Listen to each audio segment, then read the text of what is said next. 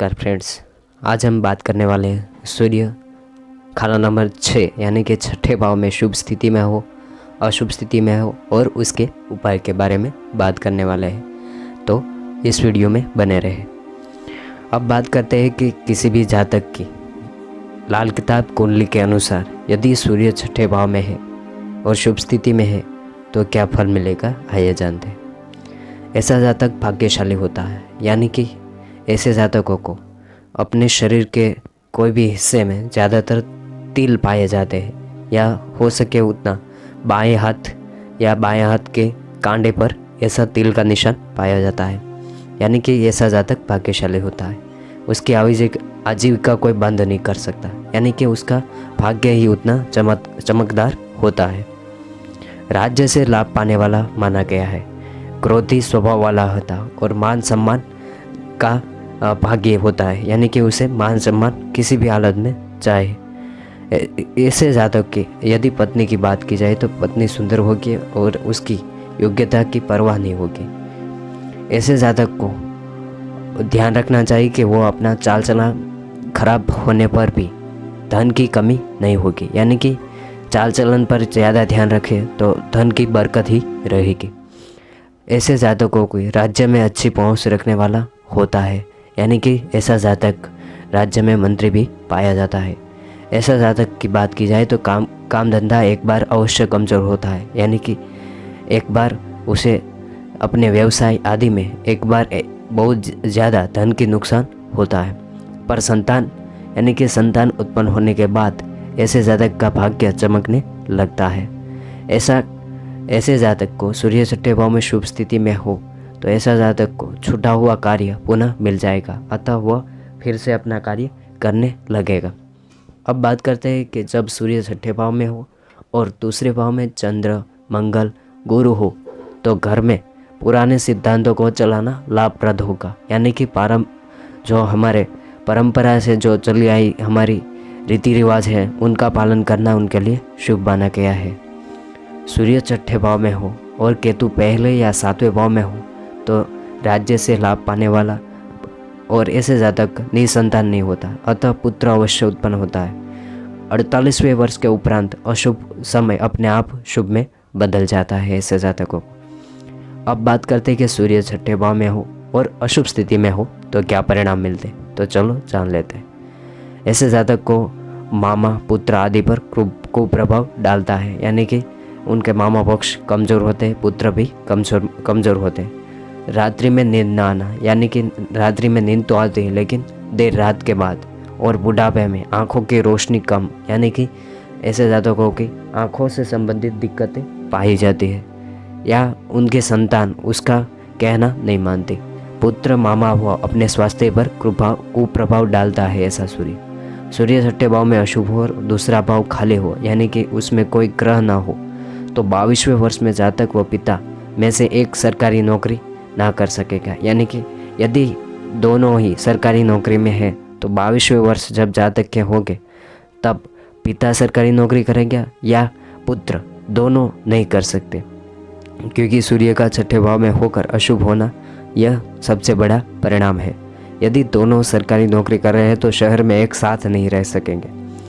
जातक पिता पर भारी होकर, यानी कि वो पिता की कोई भी बात मानने को तैयार नहीं होता। 11.5 या 23वें वर्ष से पिता की आयु के प्रति संदेह रहेगा, यानी कि जब जातक की आयुष्य 23 वर्ष हो या 11.5 तब पिता पे आकस्मिक कोई न कोई कारणों से कोई न कोई दुर्घटना घटित होती है।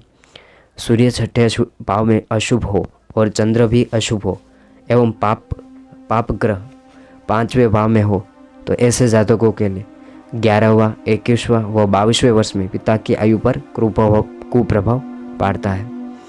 सूर्य छठे भाव में अशुभ हो और शनि 12वें भाव में स्थित हो तो जातक की स्त्री व धन नष्ट होता है।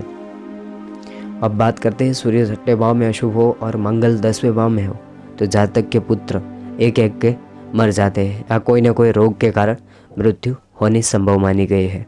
सूर्य छठे भाव में अशुभ हो और बुध 12वें भाव में हो तो राजकीय संबंध बिगड़ जाने के कारण राजभय बना रहता है और रक्तचाप या हृदय रोग जैसी बीमारियां की शुरुआत होती है।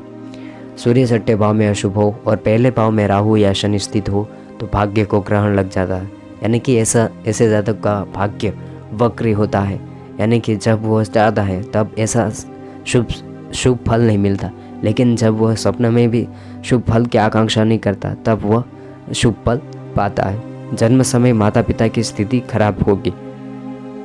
42 से लेकर 48 यानी कि 46 वर्ष या 48 से लेकर 50वें वर्ष के मध्य समय अत्यंत खराब बीतेगा। जिसका सूर्य छठे भाव में हो और वह अशुभ स्थिति में हो तभी। सूर्य छठे भाव में अशुभ हो और दूसरे भाव में राहु व 8वें भाव में शनि हो तो राजभाई व स्वास्थ्य ठीक नहीं रहता। सूर्य छठे भाव में अशुभ हो और चंद्रमा 12वें भाव में हो तो जातक काना या उसकी स्त्री यानी कि आँख से नेत्र रोग से संबंधित कोई न कोई समस्या रहती है। सूर्य छठे भाव में अशुभ हो और पहले भाव में राहु व 7वें भाव में केतु स्थित हो तो जातक का जन्म घर से बाहर या हो सके उतना मामा के घर हुआ होगा। पैतृक घर की पिछली दीवार में प्रकाश के लिए रोशनदार यानी कि पश्चिम की दीवार से रोशनदार या खिड़की बनाने पर भाग्य सो जाता है, यानी कि ऐसे जातक का भाग्य साथ नहीं दे पाता। अब बात कर लेते हैं उपाय की। अगर सूर्य छठे भाव में रहकर अशुभ फल दे रहा हो तो उपाय के तौर पर पैतृक रीति रिवाजों को कदापि बंद न करें, यानी कि रीति रिवाजों को माने एवं उनका पालन करें। यदि आप पैतृक रीति रिवाजों को बंद कर दे तो घर में बरकत व प्रसन्नता समाप्त हो जाएगी धीरे धीरे। दूसरों द्वारा धर्म स्थल पर दी गई दान की वस्तुएं अपने पास रखना सूर्य को शुभता प्रदान करेगा, यानी कि किसी भी व्यक्ति ने यदि धर्मस्थल पर सिक्का चढ़ाया या तांबे की कोई वस्तु दान की तो वह वस्तु ऐसे सूर्य छठे वाले जातक को रखना शुभ माना गया है।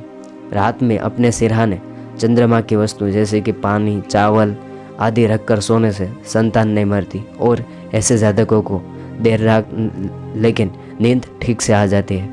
घर में भूमिगत भट्ठी ना बनाए, यानी कि भट्टियाँ दूर ही बनाए। मंदिर या किसी धर्मस्थल पर कुत्ते का भोजन रखने या धर्मस्थल में कुछ न कुछ देते रहने से पिता दीर्घायु होते हैं, स्वास्थ्य ठीक रहता है और धन हानि से बचा रहता है। रात्रि का भोजन खा लेने के बाद चूल्हे की आग को दूध से बुझाना उनके लिए शुभ माना गया है। चांदी या गंगा जल घर में लाकर रखने से ऐसे जातकों को शांति मिलती है एवं हो सके उतना अपने चारित्र व सूर्यदेव को नित्य प्रातःकाल उठकर गायत्री मंत्र के साथ सूर्य अर्घ देना भी शुभ माना गया है। तो प्लीज़ फ्रेंड्स, अगर आपको यह वीडियो अच्छा लगा हो तो लाइक, शेयर, सब्सक्राइब और कमेंट करना ना भूलें। Thank you very much.